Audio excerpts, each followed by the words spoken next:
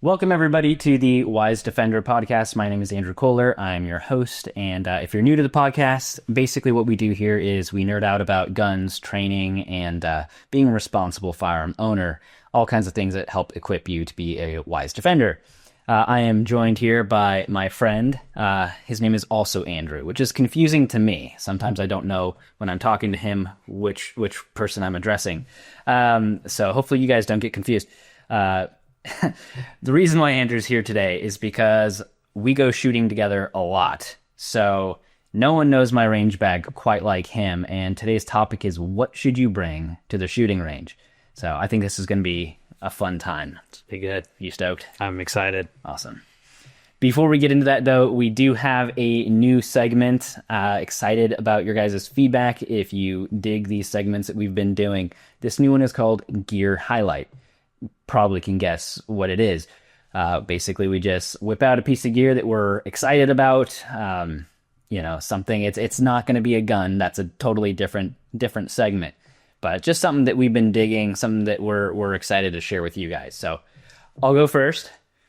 This is my palm pepper spray. I'm proud to say I've never had to use it. I hope I never do. But I love this thing. It fits in your pocket. It's very, very simple. I feel safe with it. Not safe like protected per se, although yes, that too. But safe as in this isn't going to accidentally get actuated in my pocket. Just the type of protective top that it has. And yeah, I mean, they have good ratings and whatnot. I do feel safe with it though too, just knowing that I have another option that's not a gun, right? So if the situation dictates for something that's less than lethal or less lethal, boom, pepper spray. I will say they come out with a bunch of cool colors. That's fun. I chose something that's semi-discreet. It's like gray with red. That was very intentional. You can get like black with red or bright blue or something like that. I wanted something that didn't just super obviously look like pepper spray. So, if someone sees it in my pocket or whatever, it's not like, whoa, that guy's got pepper spray. It's just so you can pick it up real quick, put it back in your pocket. Nobody really knows what it is. But if you're holding it out at someone, it's not, some bright color that's like, what is that? It's like, no, it's very obvious at this point that you're being held at with pepper spray. So you should probably stop what you're doing at that point and get the heck out of there. But yeah, pepper spray is great. I recommend it. It's especially really nice in areas where firearms are restricted, but things like that aren't. So I'm super jazzed about it. I take it with me everywhere. What did you bring? I do as well. I got one right here. Oh, man. They're ready. So for me... We'll have to have pepper spray battles later. Oh, yeah. I'm kidding. Don't. Not inside, though. Not inside. Your wives will kill you. Yes. So what I got here is the Agonic, I believe. Agonic, I don't know how it's pronounced. Everyday carry belt. I got this for Christmas, and it is a fantastic belt for concealed carrying a pistol. Let me show you a few features of it. It is a fully elastic belt, which I enjoy. I don't like stiff belts that are made of leather. They lose their tension. With this, if the belt shifts up and down on the body, it still retains its tension. So you're not trying to pull up your pants or having to retighten your belt. Your firearm stays tensioned against your body. So if you're having to move or bend in certain ways, you don't have to worry.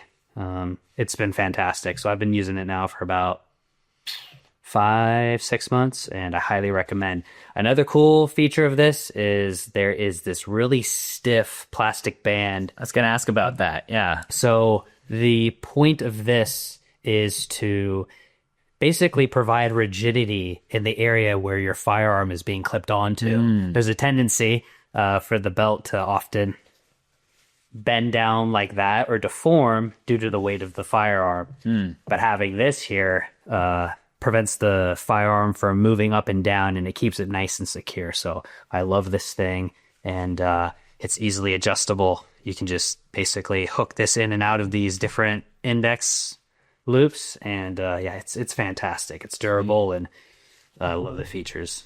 Where do you keep your buckle, if you can even call it that? Do you kind of keep that off to the side? Because you carry appendix, right? I carry appendix, so how would I say this? So if my belly button's 12, probably around 11, 10:30, is where I keep it.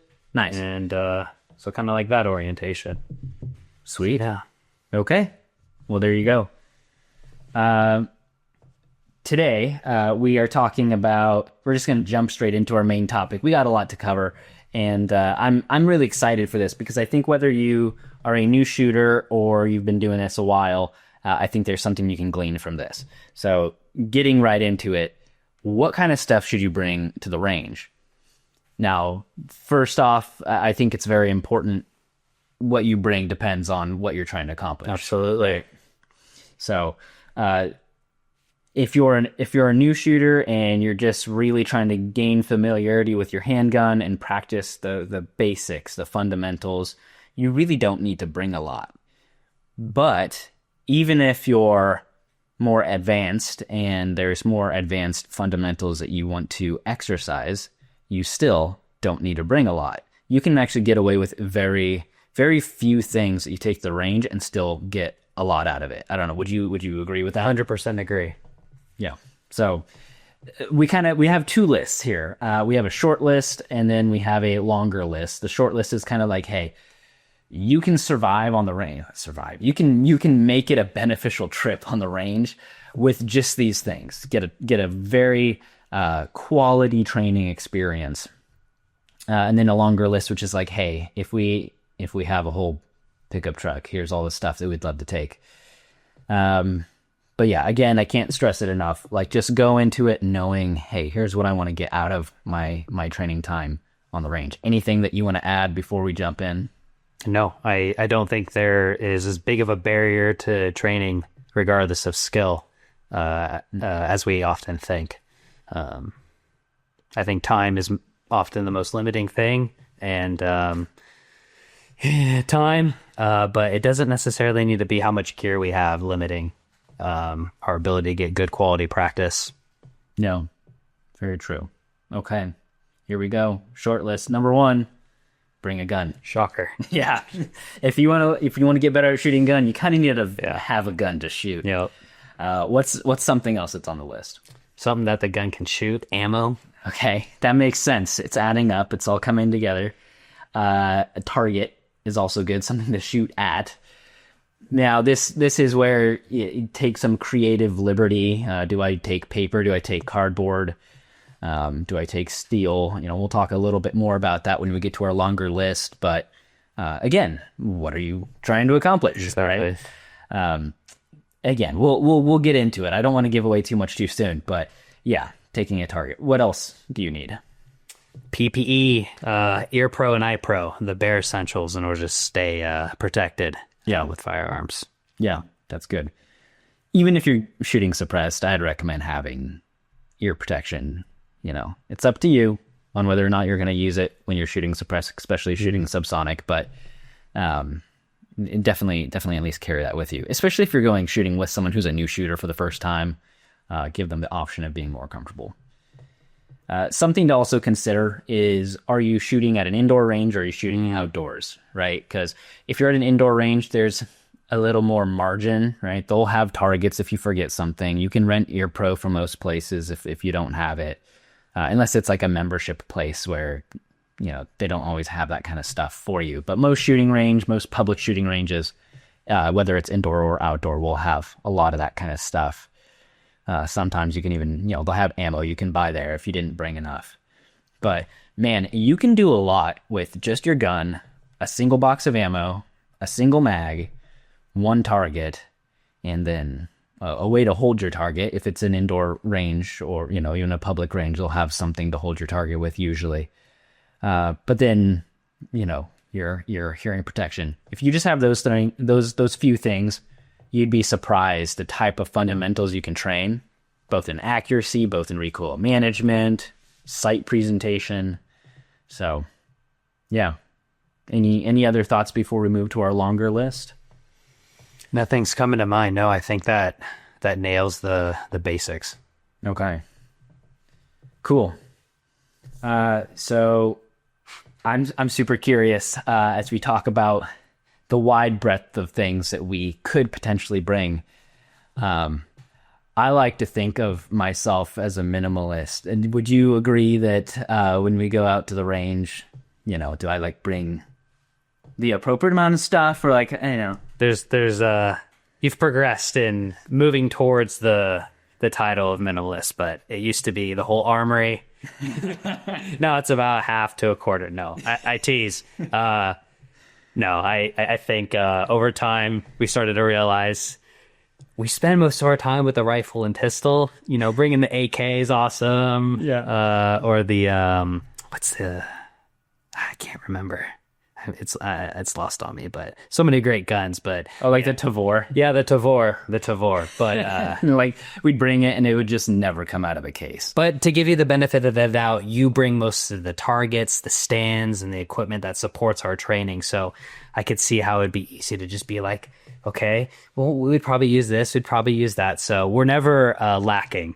So I do appreciate you being generous in that way and providing most of the equipment. I'm curious. So when we open the hatchback of my car and you just see all this stuff stacked in there, what's the first thought that comes to your mind? Is your first thought like, oh my gosh, do we really need all this? Or do you think like we need all this? My first thought is, that's great. How do I get my stuff in the car? For the most part, I think for the most part we end up using most of it. So Okay. I think that the extras in the past were the amount of firearms you brought, but for the most part, the equipment we bring, it's utilized. So Yeah. you've gotten better at that. Thanks. I mean, the funny thing about that too is like the more guns you bring, that means you're bringing ammo for it too. If you have a 7.62 by 39 AK and a 308 rifle and a shotgun and then a couple types of pistols, well, then you're bringing mags and ammo for all those guns as well. And yeah, But I think it was great in the context in which you brought all those firearms. It was often there was new shooters who we were inviting, people that you wanted to get them excited, get exposed to. So it was a very generous thing. You would offer your ammo for them to shoot, and Yeah. I thought that was pretty cool. So No. I won't tease you too hard. no, it's okay. I have it coming. But, if I skip ahead one, there's something that we'll come back to this. But, when we talk about bringing guns to the range, that you really do at some point need to ask yourself, do I really plan on shooting this? Because it adds to, how much stuff you bring, and then it's kind of in the way. And then I don't know. I mean, like, and no harm, no foul. Do you. If you want to bring a bunch of guns to the range and you're like, hey, I probably won't shoot it, but I'd love to have it as an option, that's totally cool. But, if your goal is to be just really laser targeted on, training in the fundamentals, and you're just like, man, it's such a hassle bringing all this stuff to the range. Something that could make it less of a hassle is just kind of simplifying the platforms, the firearm platforms that you bring. You're like, hey, you know what? I mean, there are times I go out to the range, I don't even bring my AR. I just bring the pistol because I'm like, realistically, that's all I'm gonna shoot. And then if I'm like, I'm gonna bring a rifle, I'll bring one rifle or maybe two ARs, but I won't bring a bunch of different platforms. So I don't know. It's up to you. Just kind of think it through. But most people don't think of this. What is the first thing that you think most people should bring to the range? I think the first thing they should bring is a plan. I think they need to think about, especially for me as a new father and a husband and just a really busy individual.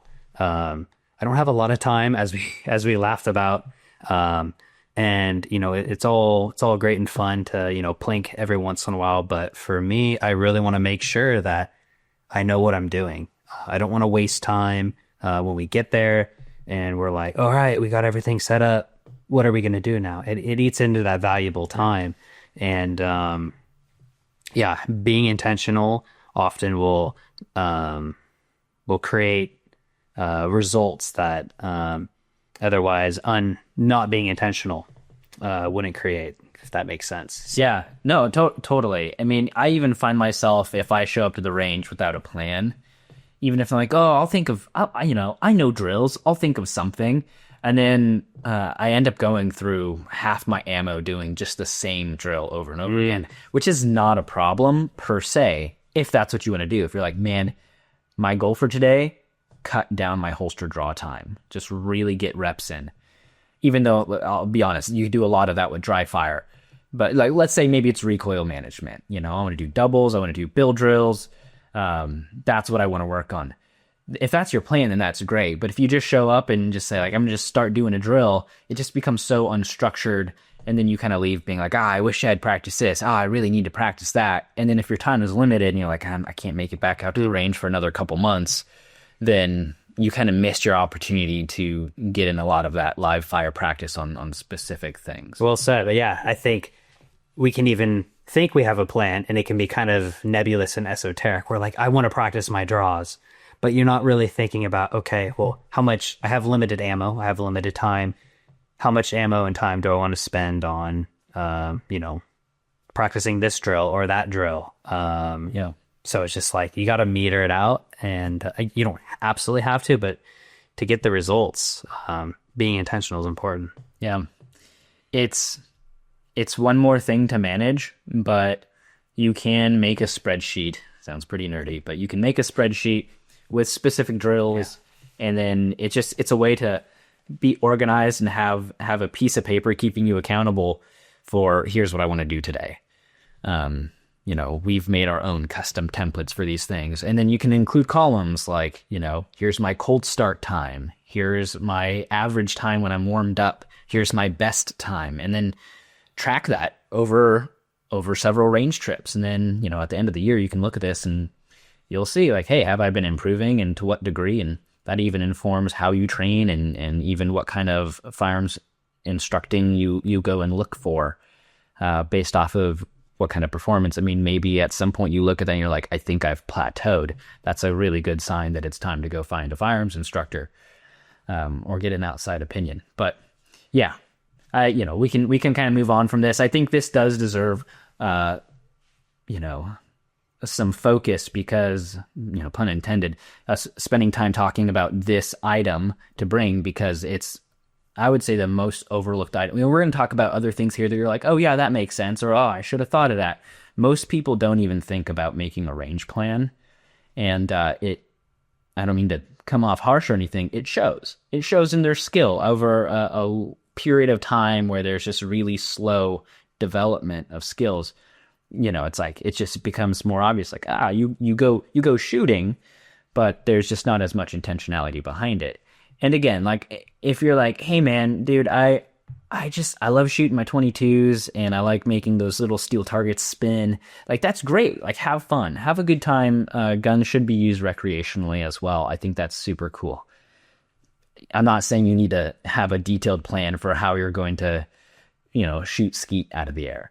But if your goal is to push your skill level forward, I think it's just going to be really hard to do that if all you're doing is sending a lot of rounds down range, but you're not being specifically focused on how you want to develop certain fundamentals in certain areas. Yeah, I agree. Okay. So we talked about bringing guns, of course, rifle and pistol, whatever you think you're most likely to actually use. What else? What else do we need to bring? Ammo. But something that you mentioned to me early on in our relationship is, and I will never forget it, every time I pack my ammo or load my mags. Uh-oh. No, this is a good thing. Okay. This is a good thing. Is don't bring ammo you're not willing to lose or shoot. Because I was like, okay, whatever. I brought all my ammo once, and I got a little excited, a little ahead of myself, and all that ammo was shot. So I now leave behind some, actually, I realize I actually use over time less ammo the more I train. I think because there's more intentionality. Yeah. But so I think it's a good idea to maybe leave a little reserve at home because we can get a little excited. Yeah. Especially when we're with a group of guys and having some fun. Yep. Yep. Don't bring it if you're not willing to shoot it, because you probably will. And that's where, like 22 conversion kits are so... Thank you for that gift, by the way. Yeah, man, you got it, dude. I love them. The ones for pistols are not as good. They're hard to find now. They're kind of outdated. Now you find a lot of manufacturers making a 22 version of their popular pistols. But having, at least for a rifle, like AR platforms, a 22 conversion kit is a great way to only bring the 5.56 ammo that you're willing to shoot, and then bring as much 22 as you want. Those mags are painful to load anyways. You won't get very far on it. Especially in the cold, man. Oh my gosh. Dude, when you can't feel your fingers. Yeah, that's brutal. They're bad. It's And bad. it's like you almost need a glove in order to put them on just to protect your finger. But when you wear the gloves, you lose the dexterity to successfully load them anyways. So you're just like, I just forget it. yeah. But no, that seriously though, it is helpful just to.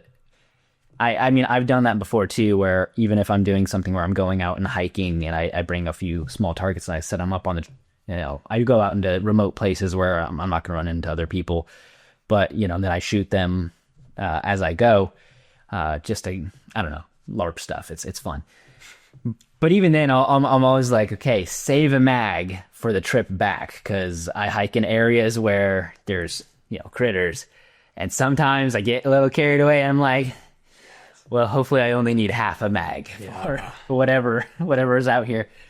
I also think it's kind of important, depending upon where you're shooting, especially in the areas that we shoot at. There can be some very suspicious individuals who we find ourselves meeting and having extra ammo just in the event, to protect oneself, not ever on the offense. But it definitely is comforting knowing, okay, I have some reserve. So there's been a few times where I went, whoops, I have nothing. Andrew, can I have a mag? Yeah.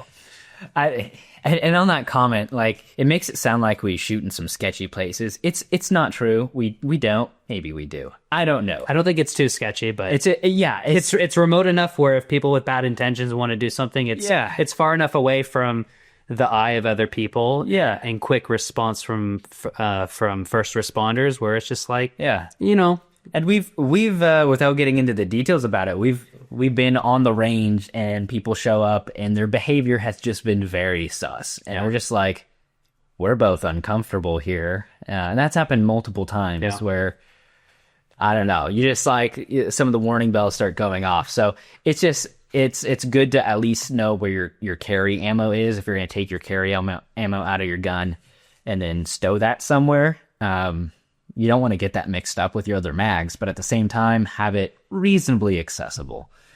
So there's that. Okay, sweet. Moving on. This is also something that I think you just have to learn this by experience of going to the range and needing it and not having it. But just basic tools, screwdrivers, gun cleaning kit, spare batteries, all the administrative stuff. Accessory, not even accessories per se, but accessory support. I don't know. What's your experience with that? Yeah, I am. Before we ever, I guess, how do I say, the night before, I'm making sure I got spare batteries for all my optics, all my lights. I guess I can kind of add this into it, but I'm making sure that my equipment is somewhat maintenance and clean, making sure that it's operating and functioning, because I don't want to get to the range and have to troubleshoot and waste time. So that's a good point. Making sure that, all my optics are working. If I need to replace a battery, it's like, I haven't replaced that for about a year. I know it can last a couple of years, but I'm just going to throw one in and then have a spare. And it's nice. Carry spares with you, because sometimes your buddy might forget, or you might forget, and you're able to help one another, it just saves a lot of frustration and wasted time. Yeah. No, that's a good point. That's a really good point. You kind of just learn this as you go and add things to your kit. If you're like, man, I really wish I had that. Like, I now always bring a metal cleaning rod with me, because we've been in a couple situations where a round got stuck in the chamber and wouldn't come out, which is weird. I've had squib loads. If you don't know what that means, it's basically where the powder doesn't all burn off, so it just has enough oomph to push that bullet partway down the barrel, and then the bullet's stuck there, and heaven forbid you fire another bullet into that bullet, it will destroy your barrel and you could get hurt. So having something to deal with that. So it just, all those little nuances, you just kind of figure that out over time. But some of those lessons are not super fun to learn. That's why it's like, it is good to go shooting with friends, because they'll usually have tools that you Yep. didn't think to bring. Okay, what else? What else do we got? Well, related to ammo is enough magazines. Now, you really only need one, but often you're going to want a lot more. Loaded ahead of time as well. And it's always fun. It's a fun opportunity to be able to go over to a buddy's house the night before, which we've done a couple times, load magazines, have good conversations. Yeah. Yeah. But the more magazines you have and the more of them that are loaded, again, the more time you have to shoot at the range and less time having to reload. So I learned to just pick up magazines every once in a while, and they'll slowly build up. You don't need to buy a whole lot at once, but There is always that guy who gets a new gun and then gets like 30 mags for it, and you're like, dear, okay, calm down. right? PSA sale or something. Yeah, exactly. Or we actually have one buddy who bought some mags for a gun that he doesn't even own yet. Oh, gee, that's cart before the horse. Yeah. But yeah, having totally agree. I don't really have anything to add. Just to pile on top of that, the more you prep your gear ahead of time the night before, and even just organizing it, making sure you have things easy for you to find, it's just going to make your experience when you go shooting so much better. And that definitely includes having your mags loaded ahead of time, to the degree where it's like if I go shooting with someone, I look over and I see them loading their mags on the range, none of their mags are loaded, I kind of give them a hard time about it, because it's like, come on, man. It's like, it's lunch already, man. Hey, we've had this trip planned for like a month. you had plenty of time. Like, I'm not going to wait. I'm going to start shooting. And hopefully they'll never forget. Yeah. Okay. I'm gonna let you speak to this one. I'm so bad at this one. I'm the range mom. Absolutely. So true. I think something that we can often overlook is simple provisions, like making sure you have enough water and enough food. It's really important, depending upon the temperature and the climate and your activity level, to have enough water, as well as electrolytes if you're sweating a lot. We're dealing with we're dealing with weapons. We're dealing with tools, pieces of equipment that can be lethal. And when we're dehydrated, we often are not as cognizant and as intentional with our safety as we should, or we're not aware of the decisions we're making, and it can be dangerous when we're dehydrated. So just making sure you have adequate amount of water with you, that you're drinking it frequently. You're not just like waiting 5 hours, then guzzling a gallon and then peeing every 2 minutes. Yeah, this is really good, and it's a real thing. I chuckle because I feel like I'm always the guy on the range who they're like, Are you good? You've been drinking water? I'm like, I'm fine. I didn't bring any. And they're like, Are you sure you're good? I'm just like laying there on the ground, like, I'm fine. Shoot without me.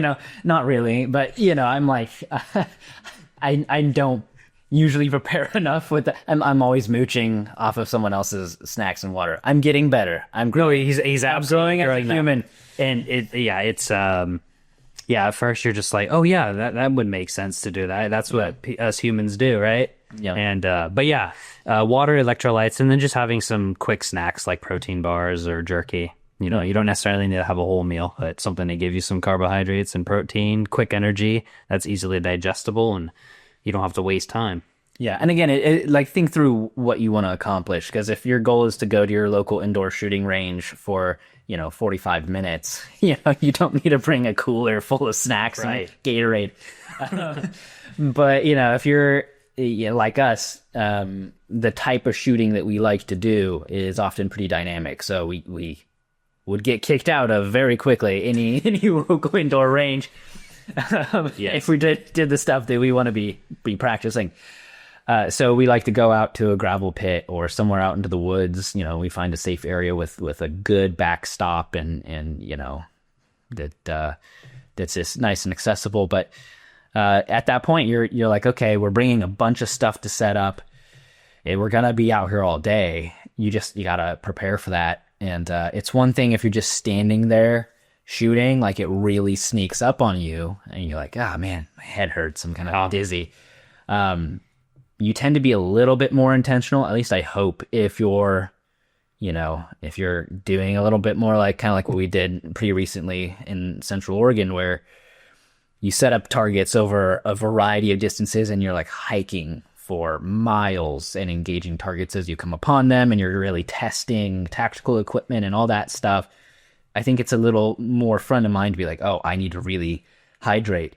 But if you're just going to be standing on the range, people don't think about it. They're like, oh, how hard could it be? Even in cold weather, you know, whether it's rainy or snowy, people are like, you know, it's not hot out. I'll be fine. No, you get dehydrated. You get dehydrated real quick. Yeah. Okay, cool. Eye in your protection. We kind of already talked about that.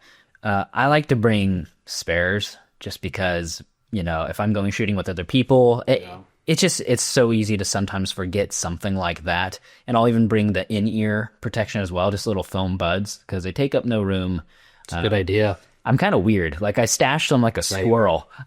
Sorry. Gee, thanks. Yeah, warranted.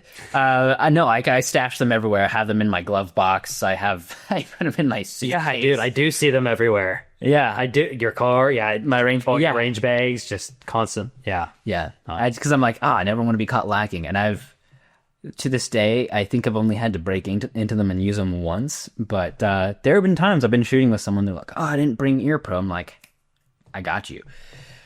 So I was there. I saw it. No, seriously, some of the new shooters that came with us, and you're just like, oh, don't worry. When was that? Like, you know, not Seth, but was it Jonathan that came with us, and other individuals like that. Yeah. Caleb Martins or something like that. Yeah. Oops. Just outed our bro. Hey, Caleb. Oh man. Okay, so getting into targets, this is where things get more complicated, and like, okay, what's the theme of this topic? You know? Yeah, it's targets, I think. Targets. No. It's whatever you're gonna bring. Like, it really depends what you want to accomplish. And people just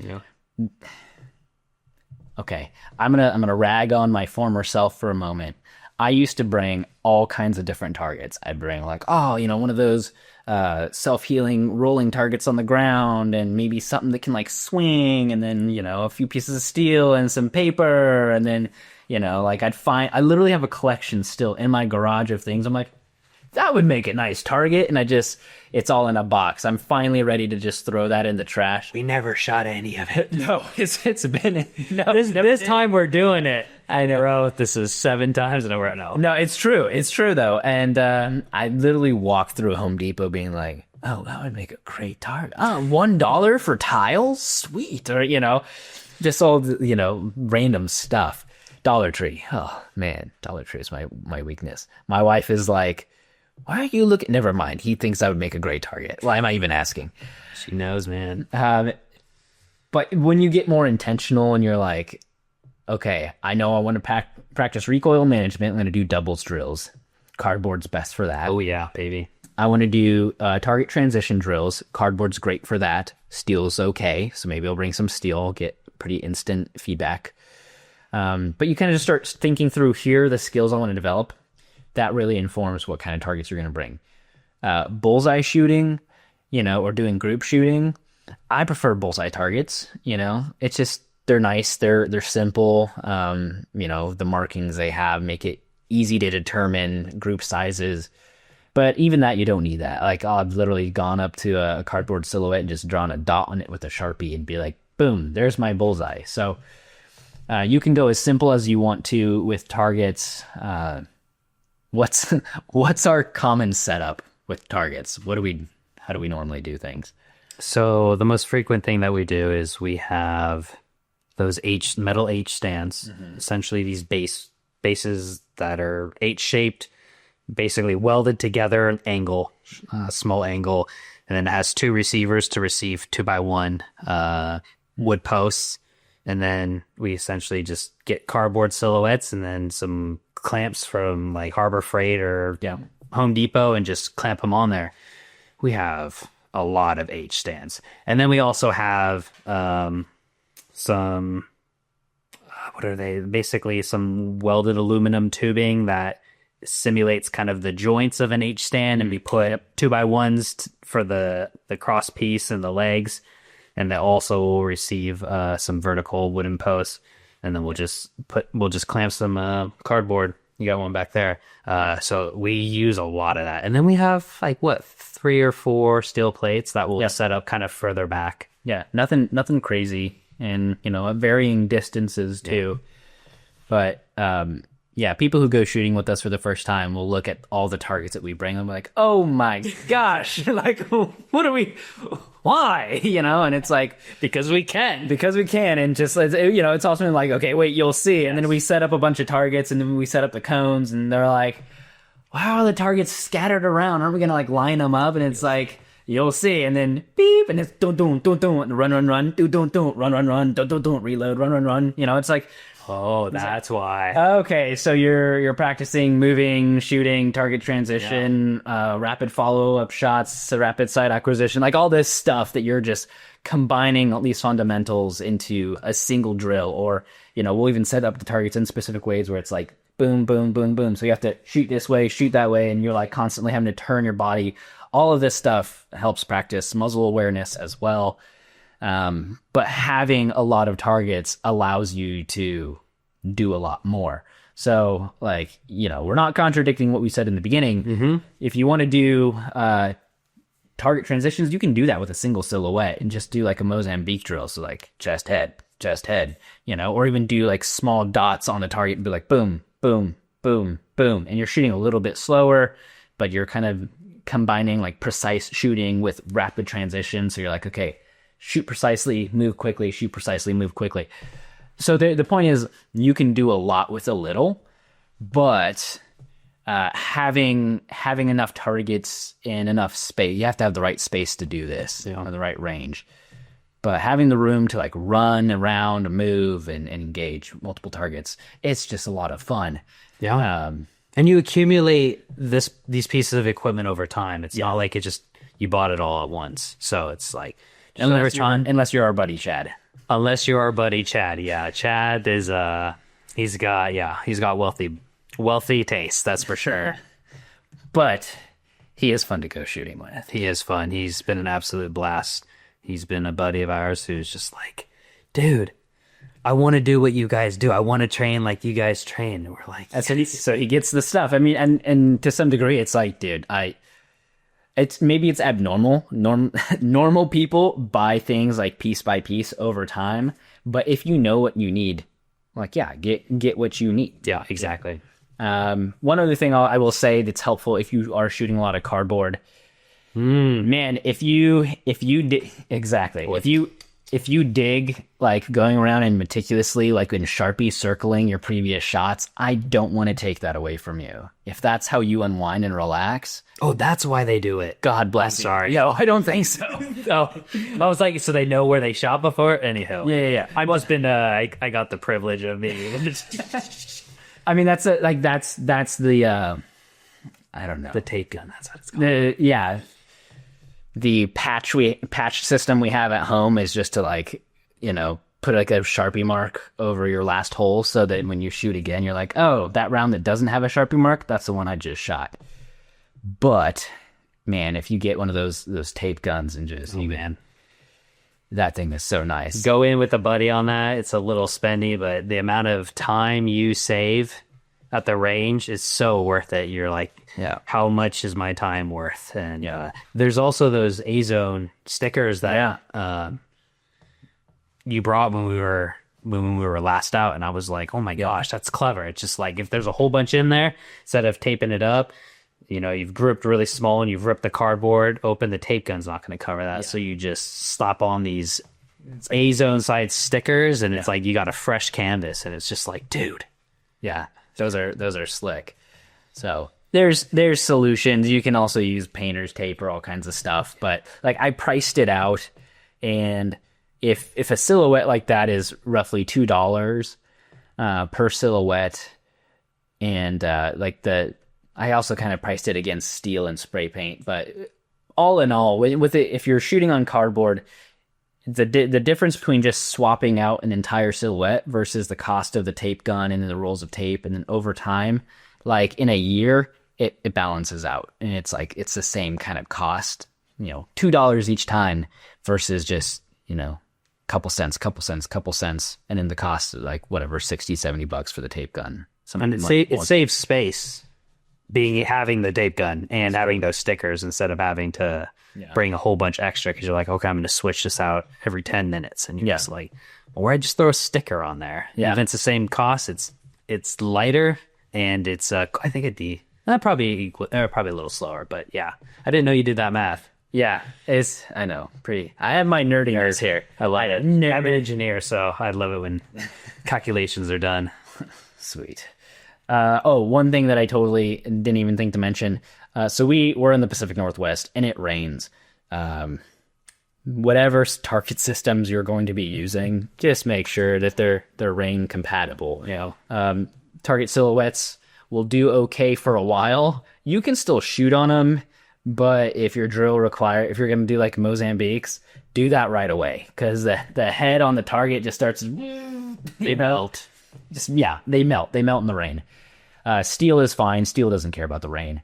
The little pasting gun, those won't stick on a wet target. So just kind of, know what you want to accomplish, know what the weather is, and just kind of prepare accordingly. Okay, but in the theme of targets, something that we've learned the hard way, what's something that's helpful to have with us? Gloves.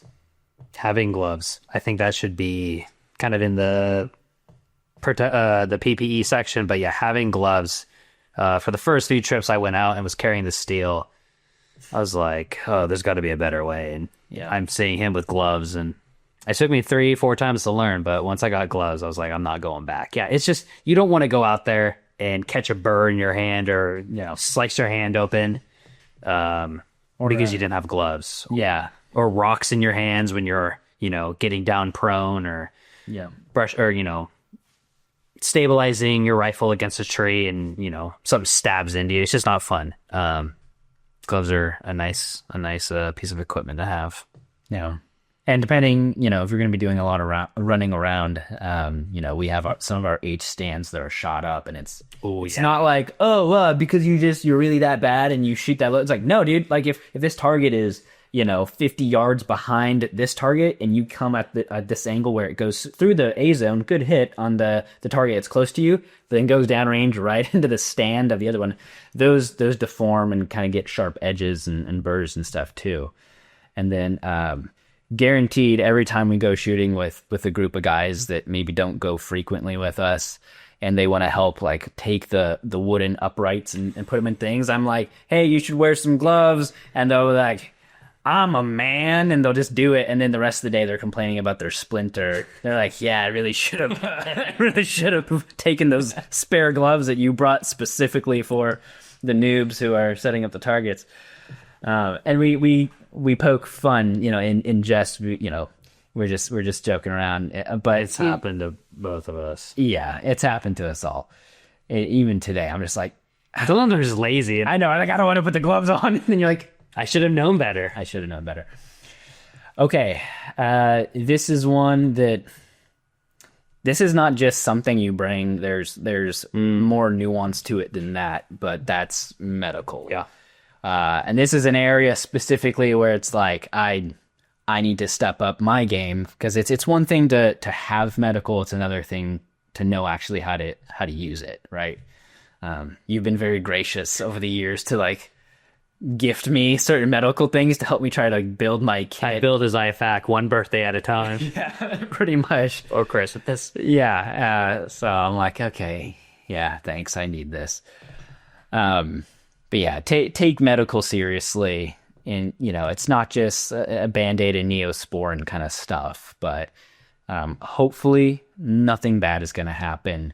But whether it's a catastrophic failure with the pistol, I mean, we've been seeing certain handguns having negligent discharges lately. I've been on the range multiple times when there's been some kind of unexpected medical situation. So having a variety of medical equipment can be very helpful. What else? Depending upon the distance that you're shooting, or if you're wanting to get some zeros, having a rangefinder is very, very, very helpful. Yeah, I have or Andrew has a digital rangefinder. I don't have a digital rangefinder yet, but I have found myself in want of one. I have a monocular that can give me somewhat of an estimate, but man, just being able to press a button and just boom, that many yards is just very convenient to have. But yours is cool. It has it's like an etched reticle. Yeah, it has kind of like it has silhouette sizes for 2, 3, 4, 5, 600 meters. So you can kind of, line up that silhouette with your target and get an idea. It's not super great, but I think it can get you within plus or minus like 25 to 30 yards fairly easily. But I like the monocular. I like being able to, the big glass, being able to just get the magnification. But a digital rangefinder, it's like, how far is that? And he's just like, 73 yards. I'm like, oh, sweet, yeah. I'm just good at estimating. And then my favorite part is when you do that and you put it away and then you say it's this distance and people are like, you're good. And you're like, what can I say? So this one, not everybody's going to get on this train per se, but something that we found is really beneficial is having some form of communication. Oh, yes.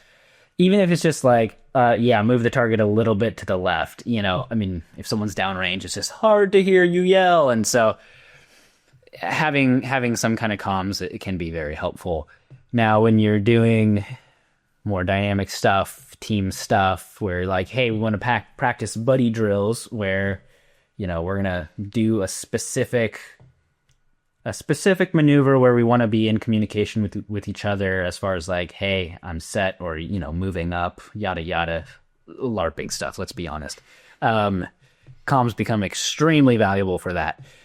But even just having something that you could potentially, like if you're in an area without cell service, potentially communicate with emergency services or something.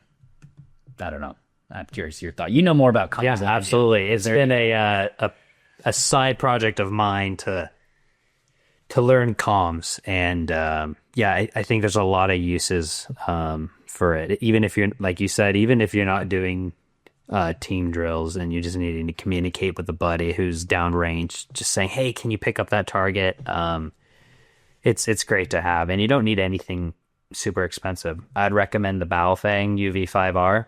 I'm sure you've heard of it. If not, it's a really inexpensive radio that has a lot of capabilities. So, it's just been really convenient instead of having to, hey, and try to get people's attention. I think it allows, for greater safety when you're out on the range. So you can just hear each other, and you can tie it into some of your, some of the headphones that are also not really that expensive. So yeah, super cool. Not necessary, but it's a nice convenience. Ooh. No. You want to take it? No, that was... Okay. Something else that can be nice. It's not necessary. And, there's some hardcore guys that'll be like, no, just set it on the dirt. But it's nice. So like the voice. It's nice to have a folding table. Yeah. Something to put your gun on, something to load mags on a hard surface so you're not like pushing it against your knee, trying to get those rounds in there. A folding table can be nice.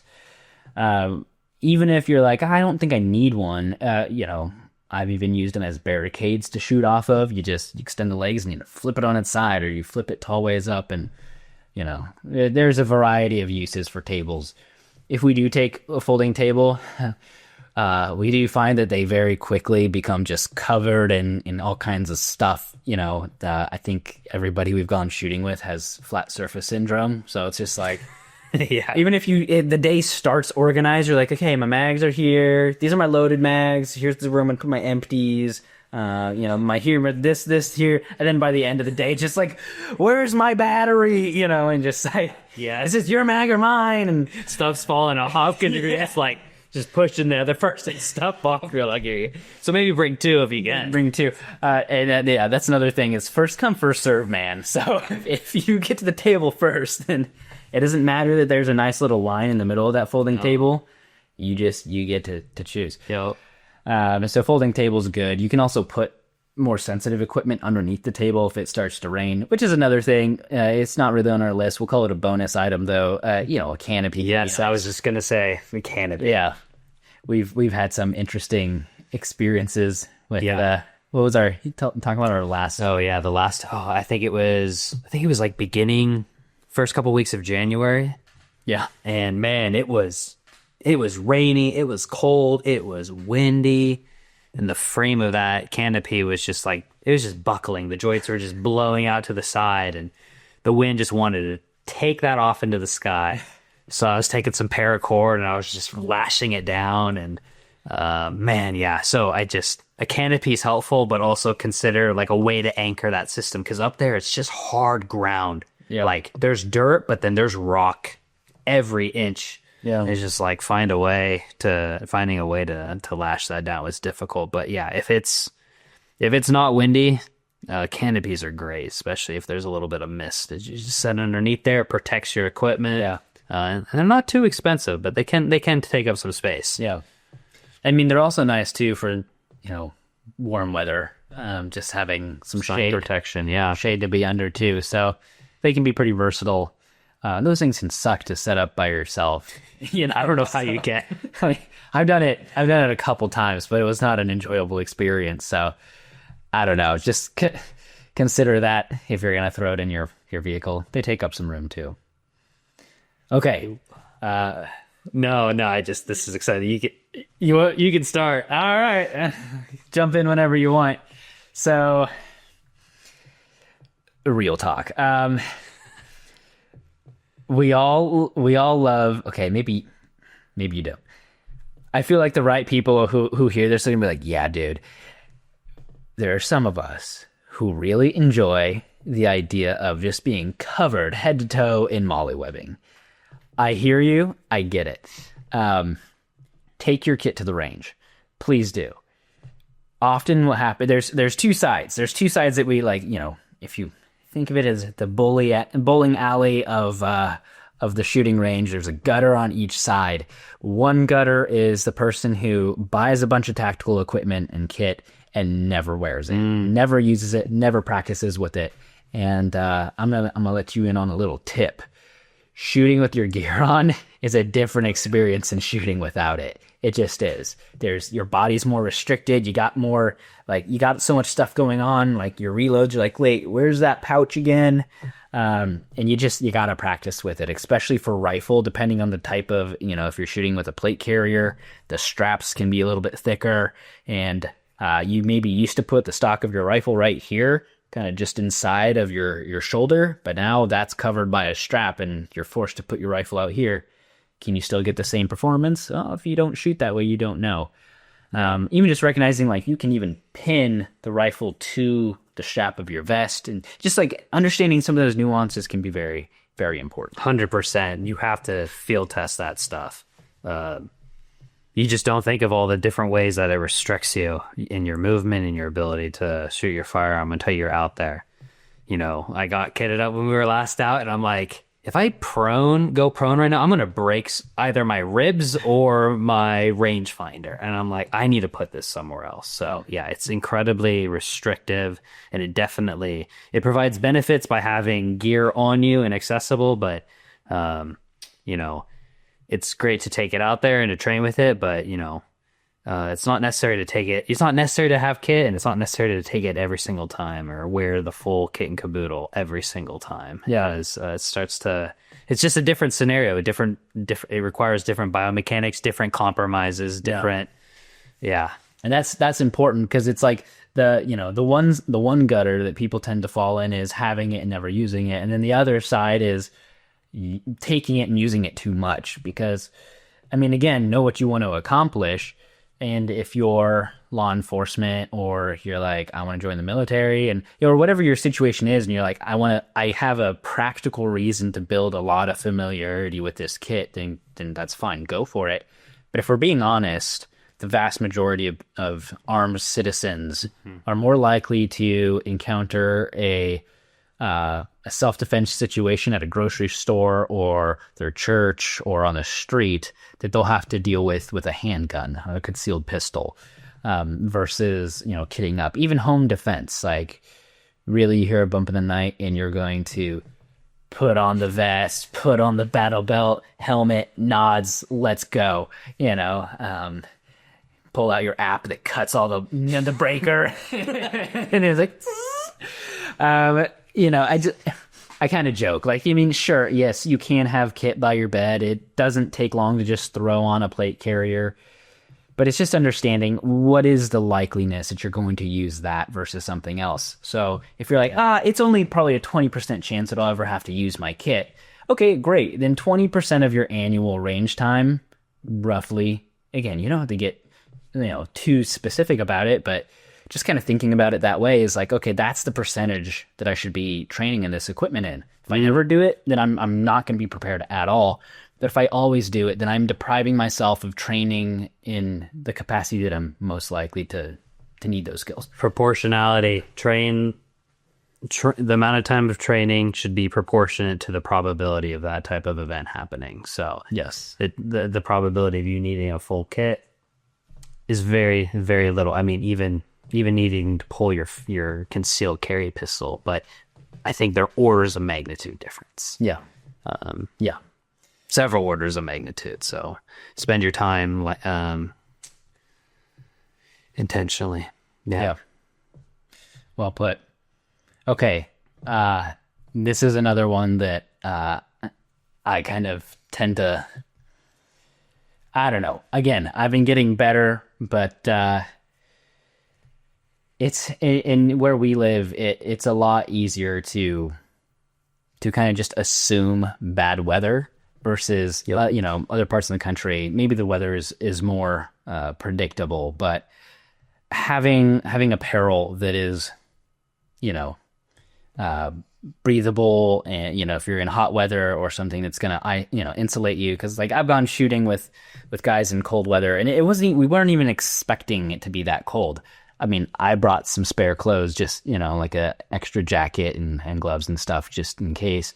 But, you know, this other guy I went shooting with, he was miserable, and it affected his shooting, and it affected how long he wanted to be out there.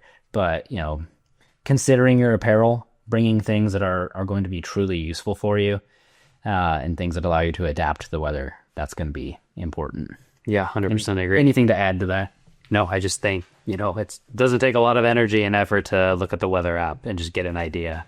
Yeah, in the Pacific Northwest here, you know, during this time of year, there's rarely any rain, but yeah, there's times where it's like it doesn't hurt to bring a jacket, it doesn't hurt to bring an extra pair of shoes, because waterproof boots are only so waterproof, and you know you don't want to be miserable. So just and over time you realize, okay, I'm packing too much apparel, or I'm not packing enough. But you can always remove layers. It's hard to add layers when you don't have them. Yeah, very true. Okay, what else? What else do we got? A phone charger, for goodness sakes. See, this is one that I don't struggle with. Yeah, you seem to. I seem to, and I would, you know, I often pride myself as being a prepper, and I forget my my portable backup battery all the time, so I had to borrow your wife's charger tonight. But yeah, being out there on the range, especially when you're far and remote, sometimes depending upon where you're shooting, having a phone that's charged that you're able to, you know, call with, and, you know, Google Maps and those types of things is really important. So yeah, having a spare, or just making sure you have a phone charger with a backup battery, that's always been something that's been helpful for me. Yeah, very good. Related to the whole phone thing, man, if you're gonna go shooting, if you're like going shooting to the local shooting range in town, this is not that big of a deal. But Boss, where am I? Just ask the dude walking down the street. Yeah, but where we go shooting sometimes, we go shooting out in the middle of nowhere, because that just affords us the safe environment to do a lot of moving and shooting and setting up a large variety of targets. But to get out there, sometimes you lose service, and we've had guys who were like, man, where is that guy? Like, yeah, he was supposed to be here by now. And eventually we get a call from him, and he's like, "Hey, I had to drive back, a few minutes and back into town to get cell service. I think I took a wrong turn. Where am I supposed to go?" And I'm like, now I'm on Google Maps trying to like coach him through all the turns, and it's like, oh my goodness. Preload your GPS. It's not that hard, just before you leave your house when you do have service, even if you're like, I know how to get there, I always still do it anyways in case there's, construction on the road or something. And there are some places that you can only get to them by going a certain way, and the GPS doesn't always know that, and it'll try to take you a way that it's like, dude, you're trying to take me through someone's private property. So maybe even setting up various points along your route, like go here first, and all that kind of pre-planning stuff.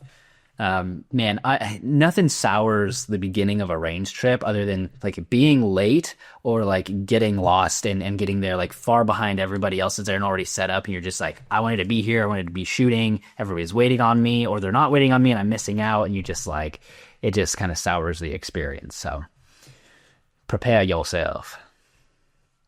Okay. What else? One thing I wanted to say about that, I love the pre-GPS thing. Download a offline Google Map. It will save you, because sometimes if you didn't preemptively think about doing the pre-GPS thing, or setting up your points of like, no, take me here first, then here, and it's rerouting you, and you lose service, it can't reroute you. But with the offline map, I've noticed Google Maps can give you reroutes, which is helpful. So we learned that has saved our bacon very recently. Yeah, I did one of those. I don't know if it's previous podcasts, but yeah, we talked about that a little bit. But yeah. Fun stuff. Okay. Yeah, this is one of courtesy. This is one of taking care of the environment in which we shoot, and that's picking up after yourself. Where we often frequent, people do not do that. No. Cars, car frames, mattresses that are burnt, just trash everywhere. And as you said, this is how places get shut down, is because people abuse that area. They don't respect it by cleaning up after themselves. There are a lot of really good, just public land shooting spots that I used to frequent, and just one by one, they're gated off. And it's like, man, I wonder why. It's like, well, yeah, because people leave a bunch of trash there, don't pick up after themselves. And there's no janitor that works there, guys. I mean, there's no one who regularly comes by and be like, there's trash here, I'll pick that up real quick as per my job description. No, like if someone reports the trash, or, Forest Service comes out and sees it, then they have to pay someone to come out and clean up all that stuff, especially if it's like a large piece of trash, like a TV refrigerator or something big. Not a TV refrigerator. I haven't seen those. I don't know if those exist. That would be cool. A TV or a refrigerator. LG has one in their line, but anyhow. How sick would that be? You open up the fridge to get some milk, and you're just like, oh, sweet. The voice is on, and you just keep it open. You're just watching. The voice is on. I like that. Honey, where are you? Oh, sorry. Why does our food spoil so quickly? But yeah, I mean, people take out large appliances and shoot them at pits all the time, and there's a pit. It can be dangerous too. That's true. Yeah, you can get ricochets. You can have like some of those items have like dangerous chemicals in. Yeah. So yeah, first of all, just please don't shoot trash. Please don't do it. If you are going to shoot a target that will bring you great joy to destroy, like you're like, I hate my printer. I was like, okay, you really want to go shoot your printer, be prepared to pick up every single darn piece, because if that range or that gravel pit gets shut down because of you, like, dude. Yeah. That spoiled it for a lot of people. That's lame. That's super lame. Don't be lame. So please pick up after yourself. Even just like if you're going to set a bunch of targets out there, and just pick up the stuff that you bring. So bring a trash bag. Bring a trash bag. That's actually a good one. That should have been on our main list, because that's true. I'm glad you brought that up. I always forget to bring a trash bag. I've started keeping them in my car now. I jokingly, it's true, but I jokingly say that my car is just one giant range bag now. It really is. It really is. I'm like, man, I don't want to unload my car with all this Target stuff. And we go, I do. I just keep it in there because we go shooting frequently enough where I'm just like, like it's not bothering anybody. And then, my wife needs to use the car to its full extent, and I'll be like, man, and I'll have to unload everything. But yeah, I've started just storing trash bags in the car, because we'll get out there, and even just like, okay, I've had to open up a few new boxes of ammo. Now these boxes are empty. Or, I'm using the paster gun to paste up targets, and, you have to, like, the part that it leaves behind, you rip that off, like, oh, where do I put it? It's nice to have a trash bag. Yep. For your empty Gatorade bottles or whatever. Okay. Yeah. I mean, the moral of the story here, you kind of hear this reoccurring theme. There's a lot of stuff you could bring. The more you go shooting, the more you're going to be like, man, I really wish I had this. I really wish that, like, every time I go shooting, I should bring a hat. It's like, okay, great. Yes, do that. Or sunscreen if you live somewhere where it's super sunny, or, whatever. You'll build your list. Make a note in your phone too. I do that often, where it's just like, I wish I brought this. Instead of just thinking you're going to remember it, just write it down. Yeah. Then you'll thank yourself later, and you're like, oh yeah, sweet. Yeah, no, that's actually a good thought. Even like on this last trip we did, I don't know if anybody else used it, but I made like a Google Keeps list. I loved it. I used it. Oh, sweet. Chad didn't use it at all. Lame. I know. Stinking Chad. We love you. We love that guy. This is the kind of relationship we have with him. Don't worry. He's cool with it. Cut to like him huddled in the corner crying, writing back and forth. That's abuse. I know. So yeah, I mean, you can use like a checklist app where, this is my shooting range checklist, and you check it off and it disappears from the list. And then, at the end of the day or next time you go shooting, you just refresh the list and they all pop back on there. And that can be just very useful to make sure you don't forget something, because, man, especially the core equipment, nothing sucks worse than getting out to the range and being like, I didn't bring something. I didn't bring my red dot batteries, and my dot's dead. It's so frustrating. You can dampen the whole mood. There have been times when I've brought multiple guns, and I'm like, oh, the gun I really want to shoot today is my Glock. And I brought my Beretta mags, I brought the SIG mags, but I didn't bring the Glock mag. And it's like, my guy. So, just, being organized. It all starts, though, with knowing what you want to accomplish. If the equipment that you're bringing is not going to serve what you plan to do out there, then maybe you just need to rethink whether or not it's worth bringing. And if you're like, yeah, I'd rather have it and not need it, that's fine. Again, you do you. You get to choose the level of suck that you want to encounter out there. Yep. But this is just something that we've learned over the years. If shooting is a chore because of the packing in, the packing out, and all this stuff, it just getting organized and being intentional can really simplify things. Okay. Well, I think that's all we got. I hope this was helpful. Jansen, any final thoughts? Actually, I think it was also helpful for me. There's a few points where it's just like, they just kind of came up organically, and I'm like, oh, that's great. I needed to be reminded of that, but this was fun. I love talking about this stuff, and it's just like, the more you do it, the more of a list you have, the more nuance that you develop, and the more of like ability to anticipate, oh, this will be helpful, that will be helpful. So I think some of my final words is, you don't need to have everything in order to get reps in. And over time, you'll learn what you need, and you'll accumulate it over time. It's a marathon. It's not a sprint, as cliche as that is, but it's just like, I found that to be true these past few years, and just, you accumulate it over time, and it's enjoy the process. Yeah, for sure. Cool. Well, dude, thanks for joining. Yeah, absolutely. Thanks for having me. Cool. I hope this was helpful for y'all. Until next time, we'll see you on the range.